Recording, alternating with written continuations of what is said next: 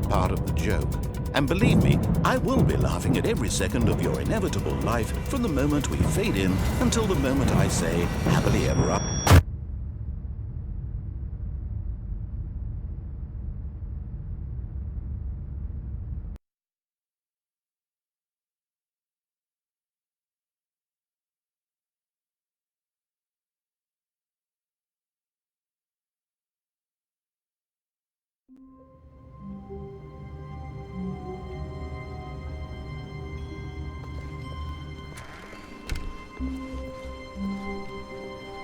When Stanley came to a set of 2 open doors, this was not the correct way to the meeting room, and Stanley knew it perfectly well. Perhaps he wanted to stop by the employee lounge first, just to admire it. Standing now in this incredible room, Stanley but eager to get back to business, Stanley took the first open door on his left. And so he detoured through the maintenance section, walked straight ahead to the opposite door, and got back on track. Yet there was not a single person here either. Feeling a wave of disbelief, Stanley decided to go up to his boss's office. Hoping he might coming to a staircase, Stanley walked upstairs to his boss's office.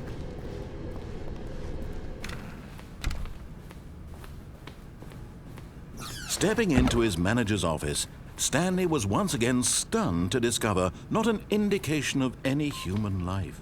What could it mean? Stanley wondered aloud to nobody. Stanley was in such a rush to get through the story as quickly as possible, he didn't even have a single minute to just let the narrator talk. That kind of anxiety isn't healthy, so he relaxed for a few moments with some calming New Age music.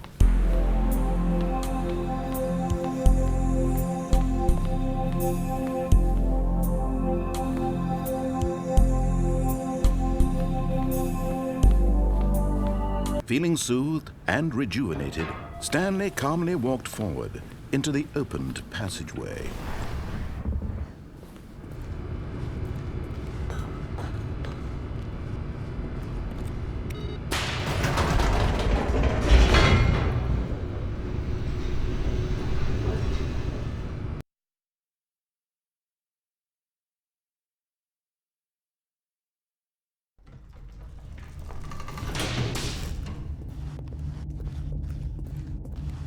Stanley walked straight ahead through the large door that read Mind Control Facility.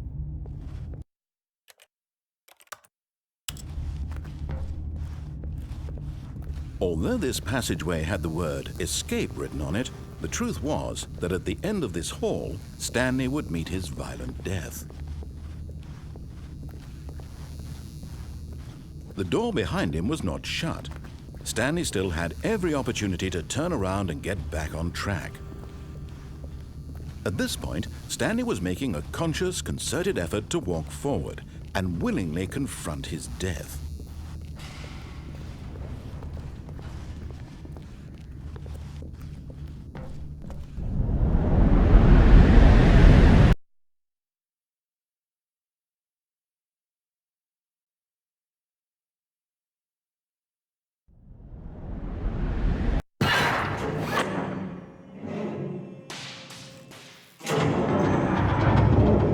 As the machine whirred into motion and Stanley was inched closer and closer to his demise, he reflected that his life had been of no consequence whatsoever.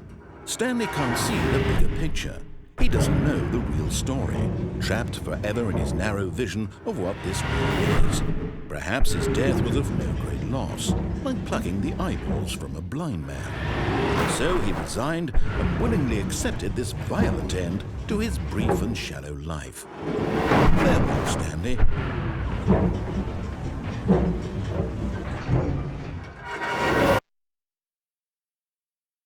"Farewell, Stanley," cried the narrator, as Stanley was led helplessly into the enormous metal jaws. In a single visceral instant, Stanley was obliterated as the machine crushed every bone in his body, killing him instantly.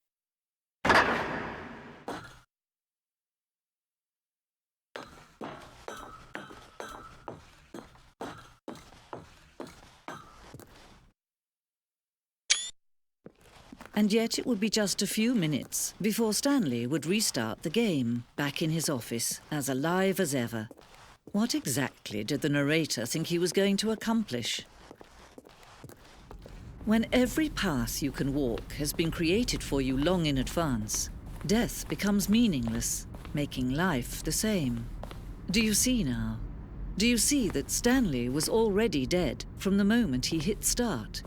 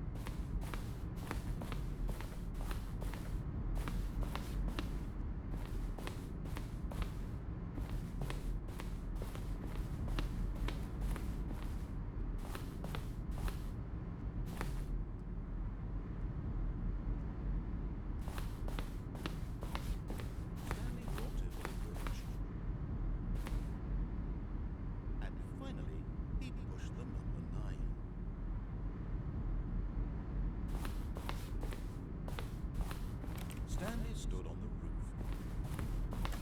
Then he pushed the number 4. Let's see. Stanley walked through the green.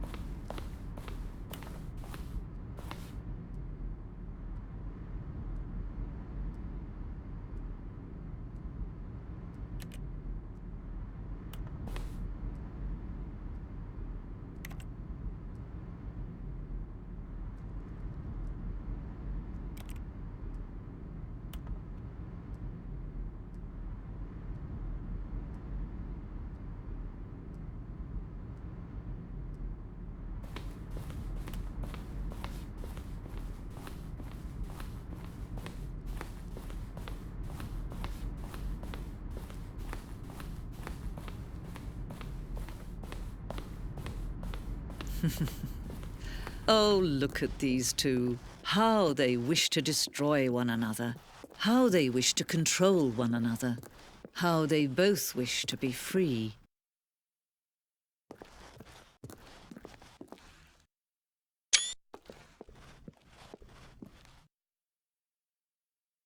Can you see?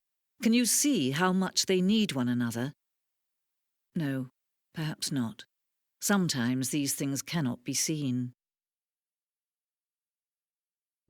But listen to me. You can still save these two. You can stop the program before they both fail. Push escape and press quit. There's no other way to beat this game. As long as you move forward, you'll be walking someone else's path. Stop now, and it'll be your only true choice. Whatever you do, choose it. Don't let time choose for you. Don't let time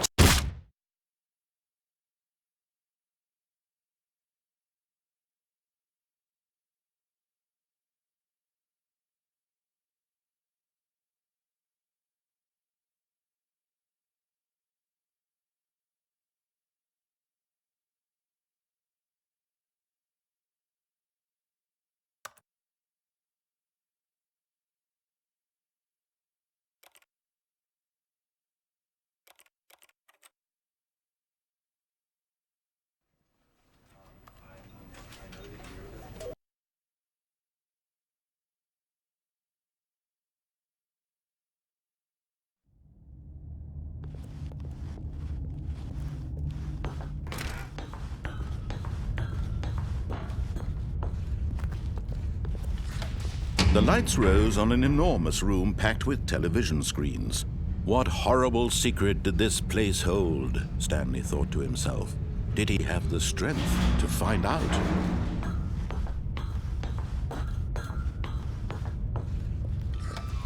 Now the monitors jumped to life, their true nature revealed.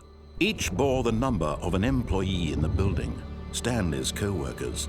The lives of so many individuals reduced to images on a screen, and Stanley, one of them, eternally monitored in this place where freedom meant nothing.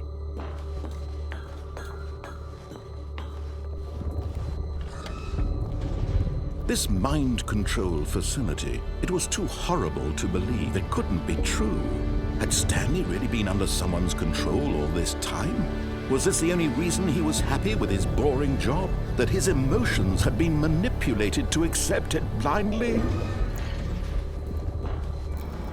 No, he refused to believe it. He couldn't accept it. His own life in someone else's control? Never! It was unthinkable, wasn't it? Was it even possible? Had he truly spent his entire life utterly blind to the world? But here was the proof, the heart of the operation. Controls labeled with emotions, happy or sad or content. Walking, eating, working, all of it monitored and commanded from this very place. And as the cold reality of his past began to sink in, Stanley decided that this machinery would never again exert its terrible power over another human life. For he would dismantle the controls once and for all.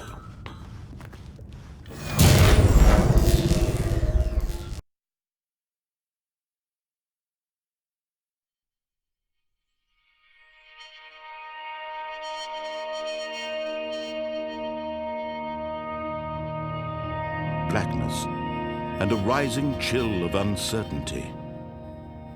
Was it over? Yes, he had won. He had defeated the machine, unshackled himself from someone else's command. Freedom was mere moments away. And yet, even as the immense door slowly opened, Stanley reflected on how many puzzles still lay unsolved. Where had his co-workers gone? How had he been freed from the machine's grasp? What other mysteries did this strange building hold? But as sunlight streamed into the chamber, he realized none of this mattered to him, for it was not knowledge or even power that he had been seeking, but happiness. Perhaps his goal had not been to understand, but to let go. No longer would anyone tell him where to go, what to do, or how to feel. Whatever life he lives, it will be his. And that was all he needed to know. It was perhaps the only thing worth knowing. Stanley stepped through the open door.